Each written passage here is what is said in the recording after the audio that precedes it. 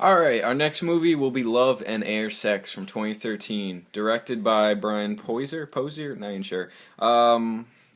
Pretty much, this is a comedy, rom-com, the basic plot is when a broken-hearted Stan flies to Austin for the weekend in hopes of accidentally running into his his ex-girlfriend, Kathy.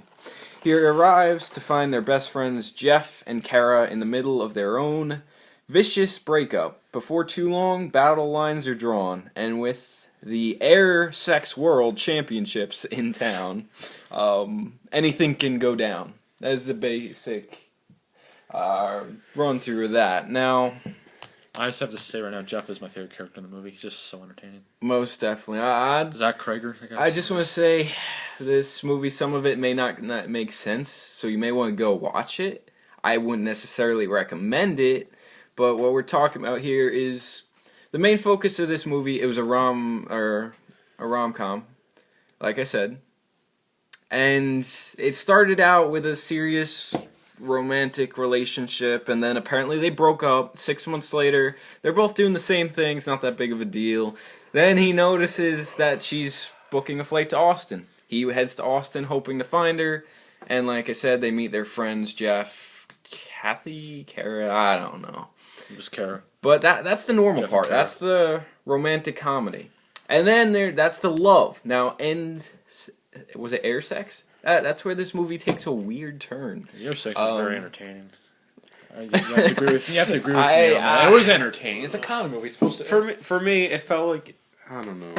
It was one of the weirdest concepts to ever see in a comedy movie, but it worked for it, you know. I'd have to they didn't even go in theaters, so it makes sense. I think it made it feel a little too cheesy. Yeah, I feel like it did have good jokes. It was trying to target a male audience too much with the air sex part. Like, yeah, we're trying to be funny. Yeah, look at this, air humping. We're so awesome.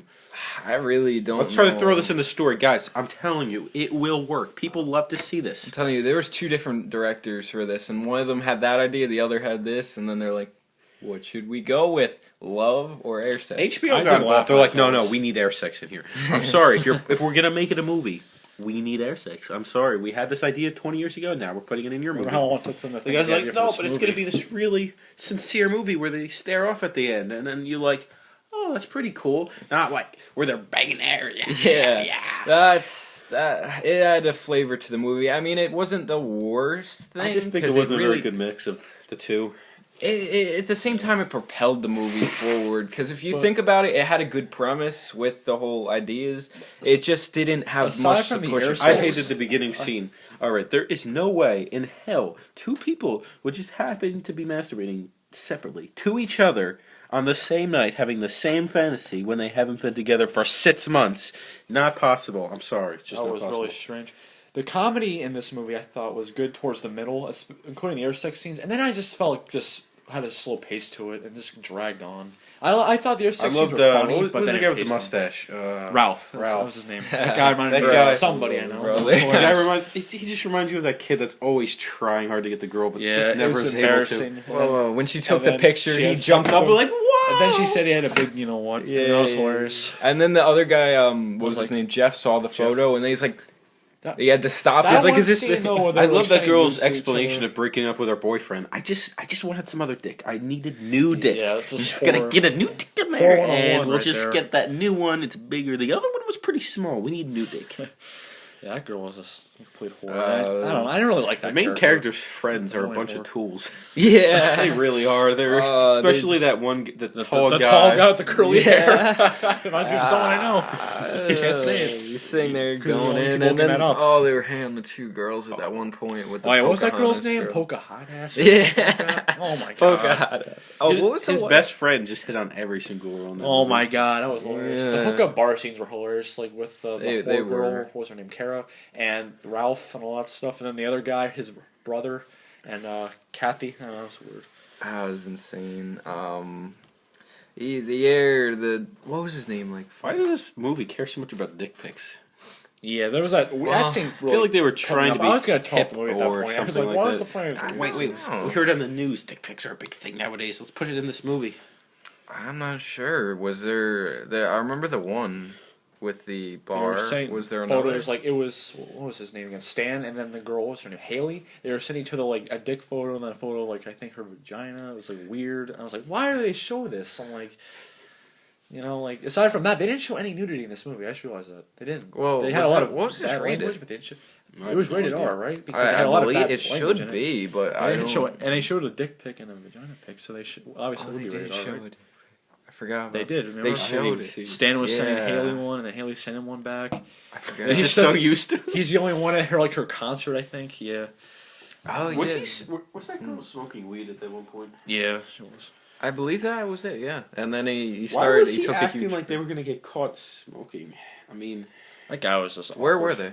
They were in Austin, Texas. A lot of That's these probably comedies have like awkward main characters. Like that guy is very awkward. It just bothered the me. guy acting like the smoking one was gonna freaking kill him. He's like, "No, I gotta lay down now on the bench." I'm like, why. Well, because he took such a huge thing. If I remember, he saw a text or missed call or something. He got like, and then he's like, weed doesn't affect you that way. I'm not saying from experience, but I'm just saying that doesn't happen. well, I mean, if he takes a huge one and then he's like getting it mental more than the actual. If he's sitting there hyping himself up like, oh, this is bad. Oh. This movie just had too many dumb scenes with the air sex. Oh, I thought the sex was entertaining, T. but Roar teach their own, Was it T. Roar?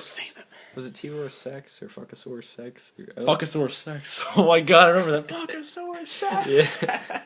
That was hilarious. I thought that was funny. He was pretending to be in the inside of his his ex-girlfriend's huge vagina. In the cavern, remember that? The cavern. What did you think about my cavern? All right, my least favorite part of the entire movie, which was actually pretty funny, was when she's like, "No, I love your vagina. It's like a little child's." I hope you're not thinking about 10-year-olds. Yeah, I thought that was like that's around the time. Yeah, that was such a bad comment. Yeah, that was just. They probably tried to make everybody laugh. That was too much pedophilia there. Oh my god! Yeah, actually, yeah, it does.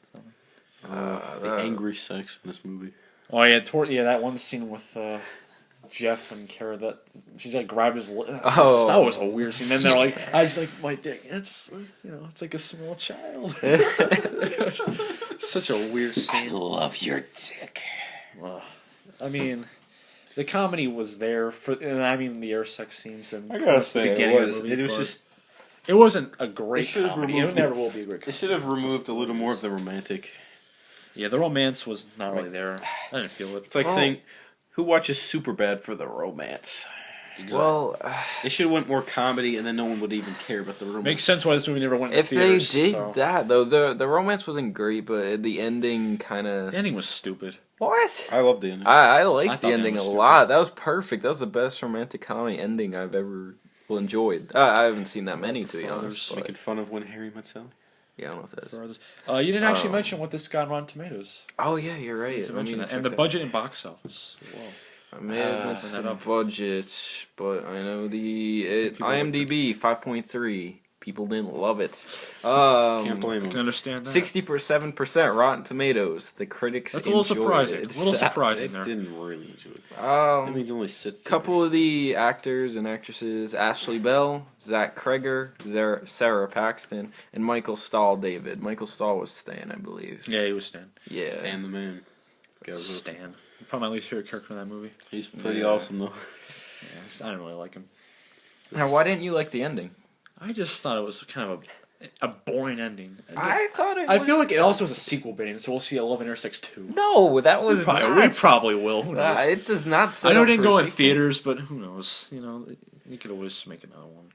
And they'll try to get some more money out of it, make a weird romance comedy. I felt the ending when they looked at each other and signified, because that was right after they did it with the other people, and they knew about it. I believe was that it? They kept trying to call each other, and they were they called she called him, I think, and then he was so nervous to answer, and then he just decided, okay, I'm just gonna answer and talk to her. And then, I don't think it got funny until the middle of the movie. I thought there was some good comedy in the beginning, towards the middle, and then aside from the intersex scenes, aside from that, there was really no other. I do like that one scene in the cab where the guys said, "It's not that kind of cab, guys," where they were doing stuff in the back. Oh yeah, I remember that. The guy just looked pissed off.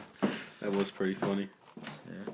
I do wish Zach Kreger, who played Jeff, he got more roles. That guy is actually, I thought he was really funny in this movie. Do we know what else he's in? Or? He was in a good show, The Whitest Kids You Know, a really funny show that I've used to watch.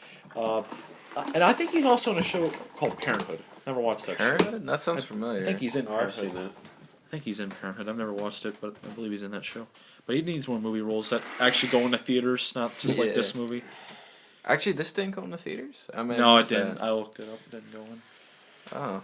I couldn't even I find the wonder budget why. in the box office for this movie, too. Yeah, obviously I was because they wondering. go I in was theaters. just checking but right now. I'm like, I don't have that written down. There should for be a some budget reason. at least for this movie. So All right, so Chris, what would you rate your movie? I would rate it a 5.5 out of 10. So you're rating this lower than Friday the 13th Part 2? I enjoyed that slightly more.